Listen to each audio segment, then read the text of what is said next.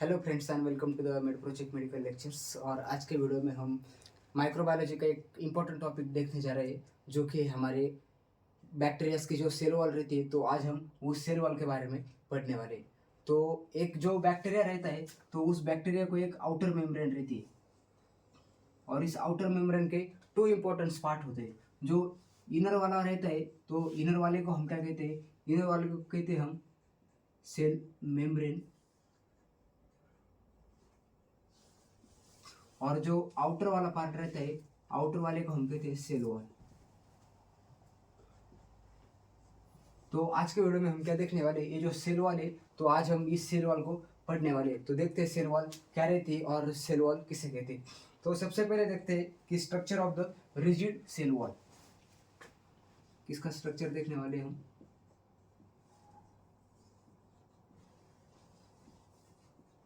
Rigid cell wall.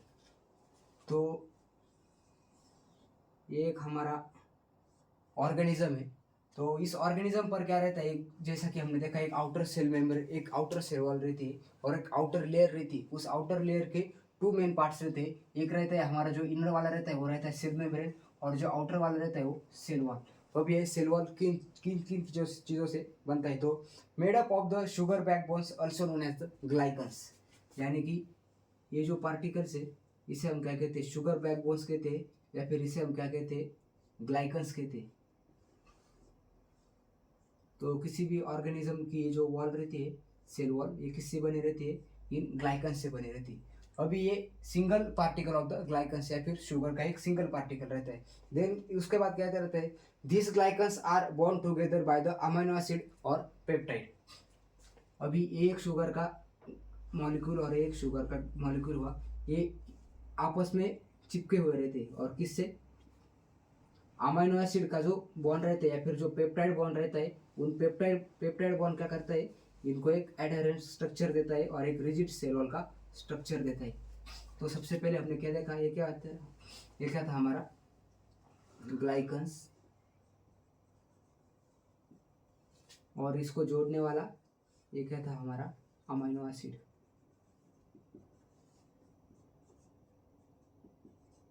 उसे हम क्या कहते हैं?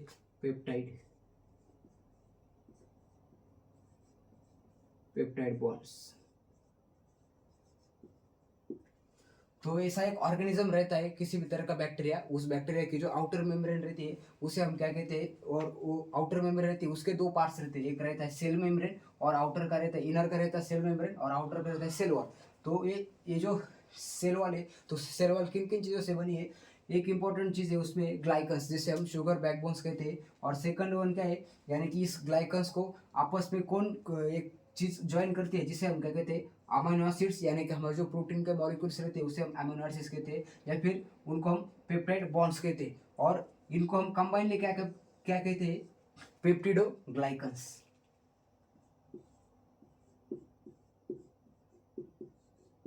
पेप्टिडो ग्लाइकन्स। अभी पेप्टिडोग्लाइकन्स को अगर हम डिवाइड करें तो क्या कहता है? तो क्या रहता है?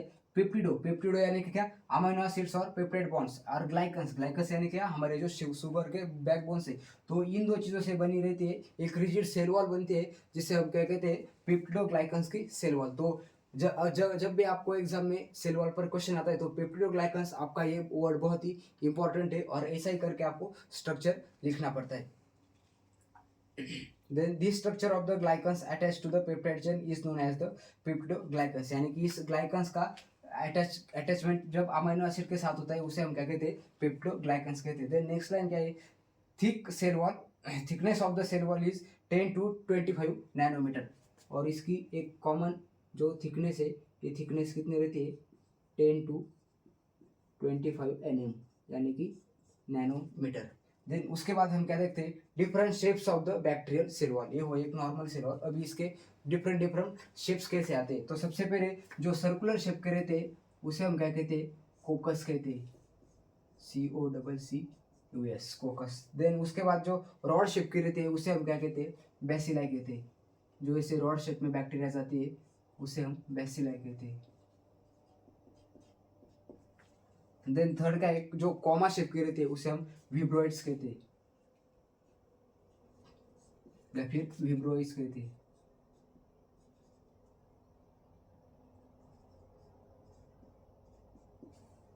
देन उसके बाद एक स्पाइरुला शेप की आती है जो कि स्पाइरल शेप में रहती है ऐसी,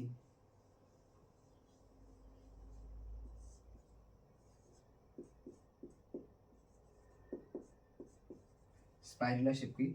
और एक माइकोप्लाज्म करके आती है, यानी कि ऐसी बैक्टीरिया जिनको किसी भी तरह का सेल वॉल एब्सेंट या फिर जिसको किसी भी तरह का सेल वॉल नहीं रहता, उसको हम क्या कहते हैं, माइकोप्लाज्मा कहते हैं।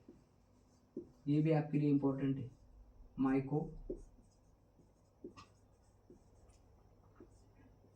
माइकोप्लाज्मा। माइकोप्लाज्मा यानी कि क्या, ऐसे बैक्टीरिया जिनको किसी भी तरह का सेल वॉल नहीं है या फिर जो पूरी सेल वॉल से एब्सेंट है, उसको हम क्या कहते हैं, माइकोप्लाज्मा। तो अब तक हमने क्या पढ़ा, एक रिजिड सेल वॉल का हमने स्ट्रक्चर देखा। सबसे पहले क्या देखा, एक बैक्टीरिया है और इस बैक्टीरिया को क्या है, एक आउटर मेम्ब्रेन है। उस आउटर मेम्ब्रेन के दो इंपॉर्टेंट पार्ट्स है। First one is the cell membrane जो कि इनर पार्ट है, and second one is the cell wall जो कि उसका आउटर पार्ट है। अभी हमने स्ट्रक्चर किस चीज का देखा, सेल वॉल का। और हमें एग्जाम में क्या पूछा जाता है, ये जो सेल वॉल है, सेल वॉल ही पूछी जाती है। तो सेल वॉल का स्ट्रक्चर कैसा है, सबसे पहले ये ग्लाइकन्स यानी कि शुगर बैकबोन्स रहते हैं। और ये जो शुगर बैकबोन्स है, ये शुगर बैकबोन्स आपस से चिपके रहते हैं। किस चीज से, अमीनो एसिड यानी कि प्रोटीन्स, और उसे हम क्या कहते हैं, पेप्टाइड बॉन्ड से एक दूसरे से अटैच रहते हैं।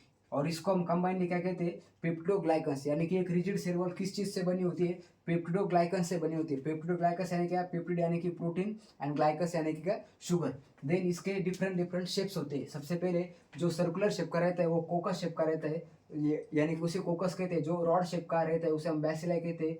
देन कॉमा शेप का रहता है उसे हम विब्रोइस कहते हैं। देन स्पाइरल शेप का स्पाइरुला। और जिस ऑर्गेनिज्म को किसी भी तरह का सेल वॉल नहीं रहता, उसे हम क्या कहते हैं, उसे हम माइकोप्लाज्मा कहते हैं। देन उसके बाद हम देखते हैं function of the bacterial cell wall, यानी कि ये जो बैक्टीरियल सेल वॉल बनी है इसका इंपॉर्टेंट फंक्शंस क्या है, ये भी एग्जाम में आपको लिखना पड़ता है। तो उसमें क्या है, to maintain the shape and size. ये बहुत ज़्यादा इंपॉर्टेंट नहीं है क्योंकि इसका शेप और साइज आपने अभी देख लिया है। तो ये क्या करता है, फर्स्ट वन क्या, to maintain the shape, maintain shape and size. तो ये हुआ इसका फर्स्ट फंक्शन। देन सेकंड का है to prevent the osmotic burst. ये आपके लिए बहुत ही इंपॉर्टेंट है, ऑस्मोटिक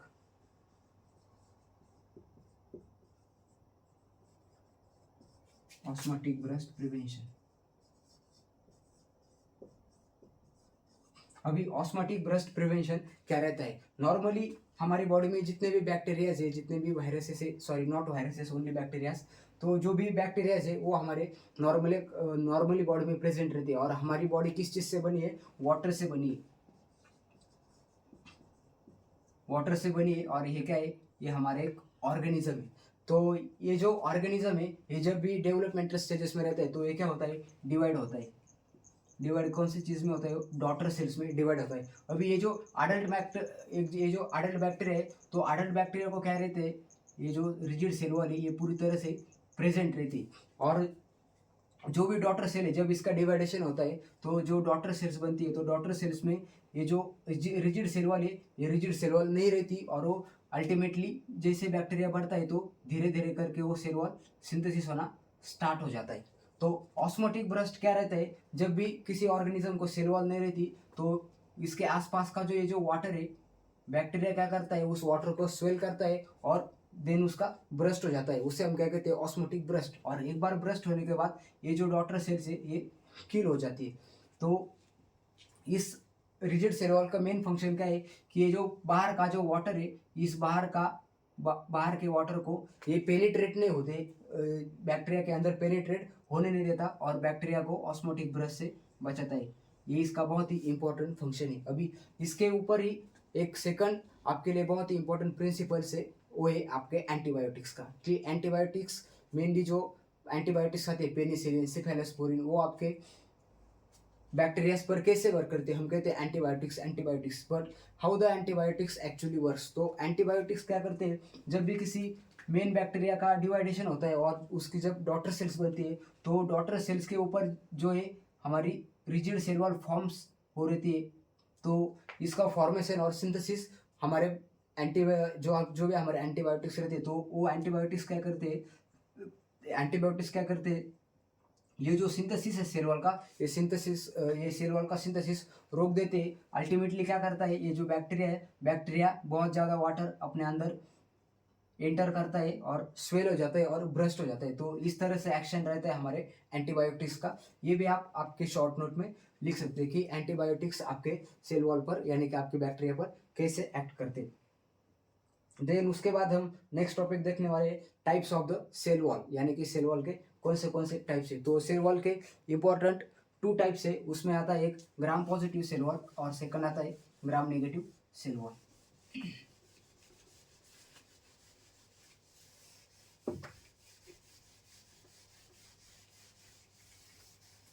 तो सबसे पहले देखते हैं हम कि ग्राम पॉजिटिव सेल वॉल क्या रहती है। इधर 2 पार्ट बन लेते हैं। इधर हम देखते हैं ग्राम पॉजिटिव और इधर देखते हैं ग्राम नेगेटिव। अभी सबसे पहले बात करते हैं हम ग्राम पॉजिटिव की। तो ग्राम पॉजिटिव क्या कहते हैं, thickness of the cell wall is the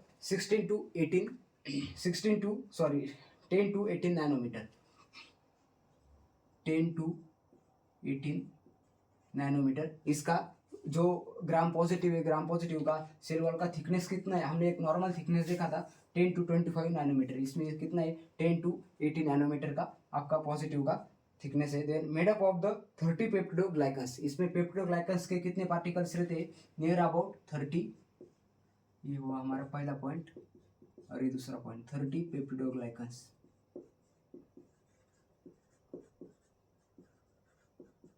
यानी कि इसमें ग्लाइकन्स और अमीनो एसिड के कितने कितने पार्टिकल्स रहते, 30 पार्टिकल्स रहते। अल्टीमेटली इधर 30 पेप्टिडोग्लाइकन्स आपके पॉजिटिव वॉल में रहते। Then cell wall is at the outside of the plasma membrane. ये आपके लिए बहुत ही ज्यादा इंपॉर्टेंट है। अभी देखते हैं प्लाज्मा मेम्ब्रेन के आउटसाइड पर आपकी सेल वॉल रहती है। अभी प्लाज्मा मेम्ब्रेन क्या रहती है, हमने एक जनरल फिजियोलॉजी में देखा कि प्लाज्मा मेम्ब्रेन कैसे बनी रहती है। तो प्लाज्मा मेम्ब्रेन फैटी एसिड्स और प्रोटीन से बनी रहती है। तो फैटी एसिड्स किस तरह से, फैटी एसिड और जिससे हम लिपिड्स कहते हैं, तो लिपिड्स किस तरह से अरेंज रहते हैं, उसका जो हाइड्रोफिलिक हेड रहता है, तो हाइड्रोफिलिक हेड बाहर के साइड पर रहता है और जो हाइड्रोफोबिक टेल्स रहती है वो इनर के साइड पर रहती है। तो इसका हम एक सिंपल सा स्ट्रक्चर बनाते हैं।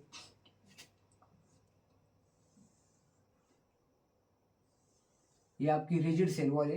ये क्या है, इसे हम कहते हैं पेप्टिडोग्लाइकन्स।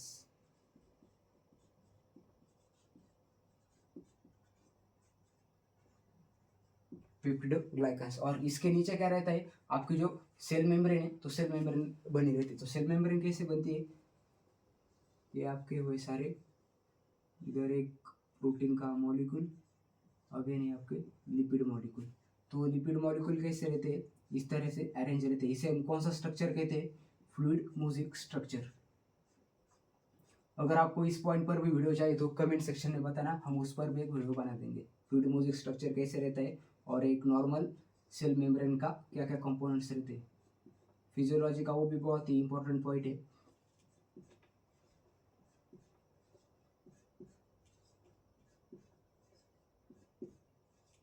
तो ये जो बीच में दिया हुआ है ये क्या हमारा प्रोटीन मॉलिक्यूल। अभी प्रोटीन मॉलिक्यूल का फंक्शन क्या रहता है कि एक मेम्ब्रेन को सेमी परमेबल मेम्ब्रेन का रहता है, यानी कि अंदर के सब्सटेंस बाहर जा सकते हैं और बाहर के सब्सटेंस अंदर आ सकते हैं।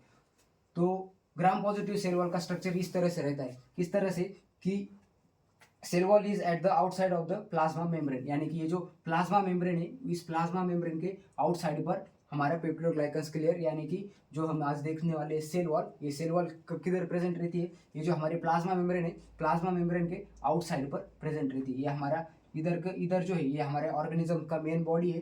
देन मेन बॉडी के बाद हमने क्या देखा था, एक आउटर लाइन देखी थी। तो आउटर लाइन में क्या क्या आता है, तो सबसे पहले ये जो लाइन आती है इसे हम आउटर लाइन कहते हैं। और आउटर लाइन के हमने 2 पार्ट्स देखे थे।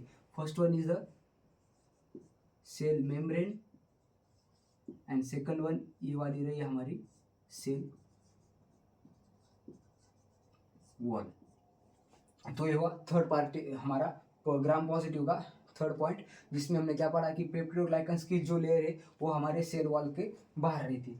देन नेक्स्ट टॉपिक क्या है हमारा, प्रीप्लाज्मिक स्पेस इज एब्सेंट। इसमें प्रीप्लाज्मिक स्पेस क्या रहती है ये हम आपको ग्राम नेगेटिव में बताएंगे। प्रीप्लाज्मिक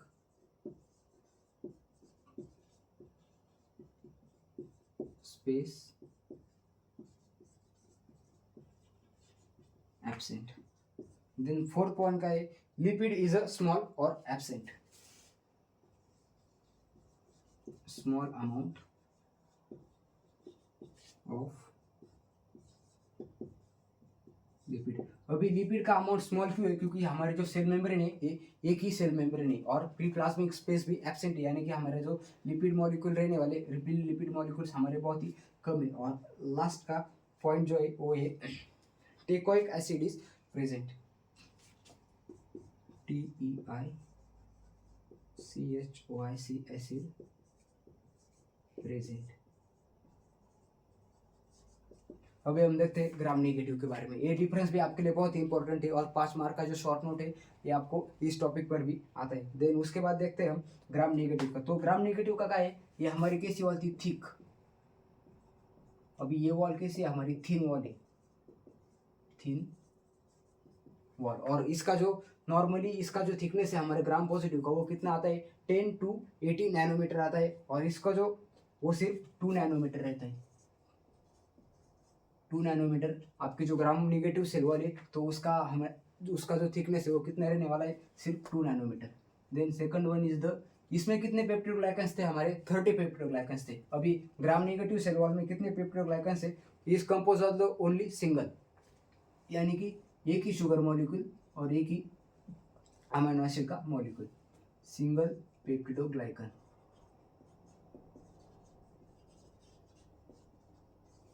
देन थर्ड टॉपिक देखते हैं।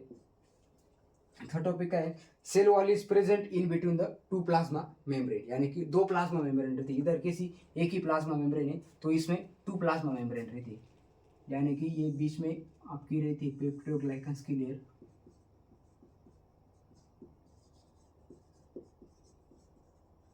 पेप्टिडोग्लाइकन्स की लेयर। और इसके दोनों साइड पर रहने वाली आपकी सेल मेम्ब्रेन्स, यानी कि सेल मेम्ब्रेन्स इधर 2 सेल मेम्ब्रेन्स रहती है।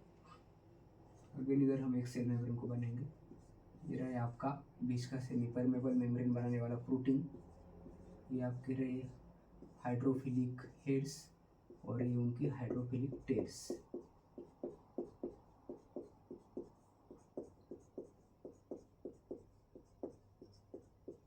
हो गया, ये हुई ऊपर की मेम्ब्रेन। अभी नीचे के भी बनाते हैं। ये वो आपका प्रोटीन का मॉल, protein, then hydrophobic tails, again hydrophobic tails, again hydrophilic heads।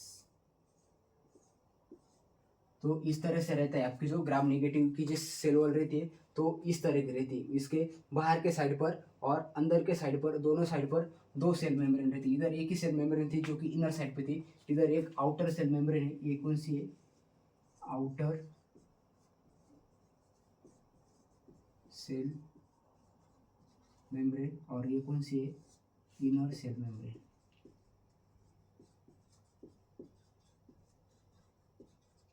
और ये जो बीच वाली है, बीच वाली क्या है, हमारी सेल वॉल। आया समझ में। जो ग्राम पॉजिटिव में था, तो ग्राम पॉजिटिव में क्या था, पेप्टिडोग्लाइकन्स का लेयर किधर था, जो भी हमारी सेल मेम्ब्रेन, तो सेल मेम्ब्रेन के ऊपर यानी कि बाहर के साइड पर था। और इसमें कैसा है, वो बीच में, इसके बाहर के साइड पर एक आउटर सेल मेम्ब्रेन है, इनर के साइड पर एक इनर सेल मेम्ब्रेन है। और इन दोनों के बीच में हमारी जो नॉर्मल सेल वॉल है, वो सेल वॉल हमारे इन दोनों के बीच में आने वाली है। देन नेक्स्ट टॉपिक क्या था हमारा, इधर क्या था, pre plasmic space is absent, और इधर क्या है, प्रेजेंट।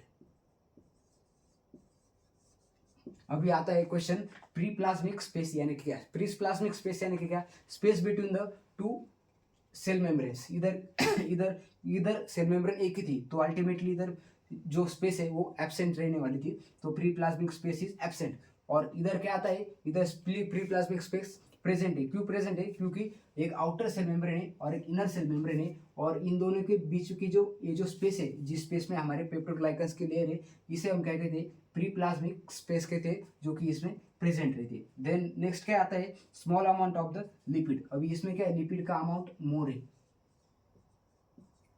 अभी लिपिड का अमाउंट मोर क्यों है, क्योंकि हमारे जो सेल मेम्ब्रेन है, सेल मेम्ब्रेन कितनी है, 2 है। और सेल मेम्ब्रेन किससे बनी रहती है, ये लिपिड के मॉलिक्यूल से बनी रहती है। तो लिपिड का मॉलिक्यूल इधर ज़्यादा है, अल्टीमेटली इधर लिपिड का कंटेंट भी ज़्यादा रहता है। And next topic is, next point क्या है हमारा, जो हमारा 6 पॉइंट है, इधर क्या है, टाइकोइक एसिड इज प्रेजेंट और इधर टाइकोइक एसिड एब्सेंस रहता है।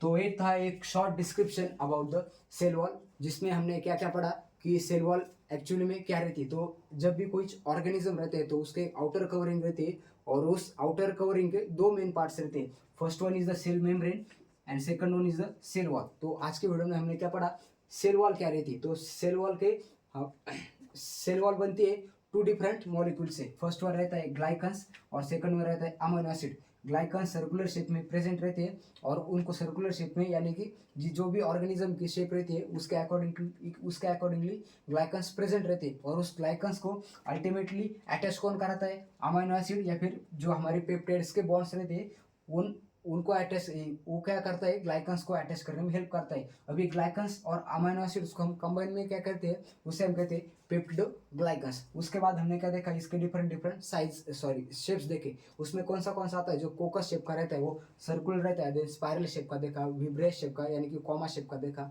तो ये थे उसके कुछ शेप। और उसमें एक लास्ट में आता है माइकोप्लाज्मा करके। तो माइकोप्लाज्मा क्या रहते हैं,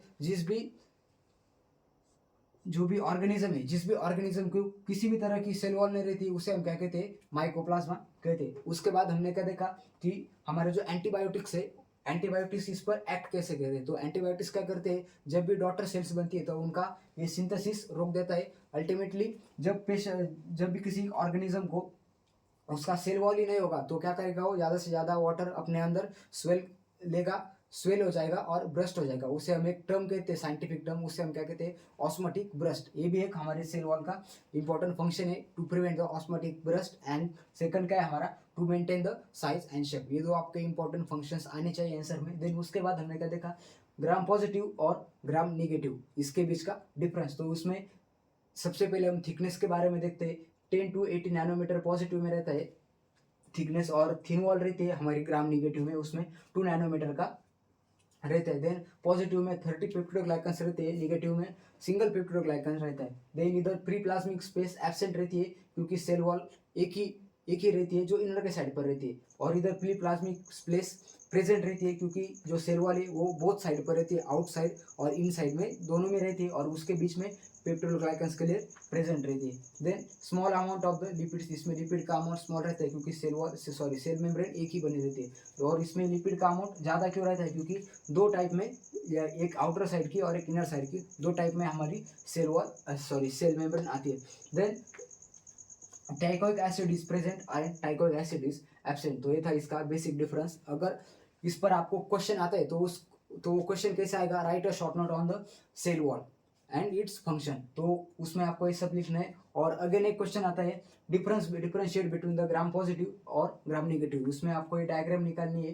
डायग्राम में इधर आपको सेल वॉल क्या रहती है, सेल मेम्ब्रेन क्या रहती है, किसके ऊपर क्या रहता है, ये आपको दिखाना है। प्री प्लाज्मिक स्पेस वगैरह उसको आपको सभी को लेबल करना है। तो ये था short description about the cell wall. अगर आपको ये वीडियो अच्छी लगती है तो आपके फ्रेंड के साथ शेयर करो। अगर आपको इसमें कुछ डाउट्स है तो हमारे कमेंट सेक्शन में बताओ। और एक आपके लिए इम्पोर्टेंस है, अगर आपको इस सारे चीज़ के बारे में अगर आपको हैंड रिटन नोट्स चाहिए तो आज के वीडियो के डिस्क्रिप्शन में मैं अपना एक लिंक देता हूँ। वो हमारा गूगल ड्राइव का एक लिंक है, उधर आपको ये सारे नोट्स एक्सेस हो जाएंगे। First year to last year आपको सारे नोट्स उधर एक्सेस हो जाएंगे। तो वीडियो अपने फ्रेंड के साथ शेयर करो एंड चैनल को सब्सक्राइब करो। Thank you friends.